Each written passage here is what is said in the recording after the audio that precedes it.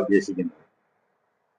അത് ആസനങ്ങൾ എന്ന് പറയുന്ന ഒരു ശാരീരികമായിട്ടുള്ള വ്യായാമത്തിന്റെ ഒരു ഭാഗം യോഗയിൽ ഉണ്ടെങ്കിലും യോഗ എന്നത് ഒരു ബൃഹത് പദ്ധതിയാണ്. അതിനെ മൊത്തത്തിലെടുക്കുമ്പോൾ യോഗ വെറും ഒരു ശാരീരിക വ്യായാമം മാത്രമല്ല, അത് നമ്മളുടെ മനസ്സിനെ കൂടി സ്വാധീനിക്കുന്നതാണ്.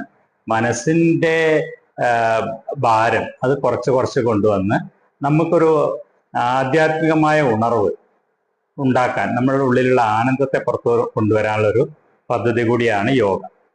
അപ്പോ എന്താണ് ഇതിൻ്റെയൊക്കെ ഒരു അടിസ്ഥാനം? ഇത് ഏതെങ്കിലും ഒരു വ്യായാമ പദ്ധതി നമ്മൾ പിന്തുടരണം എന്ന് നമ്മൾ പറയുന്നത് എന്തുകൊണ്ടാണെന്നാണ് നമ്മൾ ആദ്യമായിട്ട് പരിശോധിക്കാൻ പോകുന്നത്.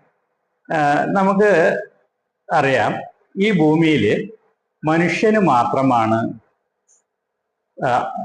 അസുഖങ്ങൾ ഇങ്ങനെ വരുന്നത്. യഥാർത്ഥത്തിലുള്ള അവന്റെ ആരോഗ്യത്തിലല്ലാതെ എപ്പോഴും നമ്മളെ ഓരോ